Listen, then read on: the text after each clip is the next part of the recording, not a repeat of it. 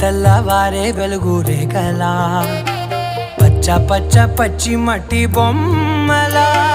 అల్లి బిల్లి వెన్న పాల నురగలా అచ్చ తెలుగు ఇంటి పూల కొమ్మలా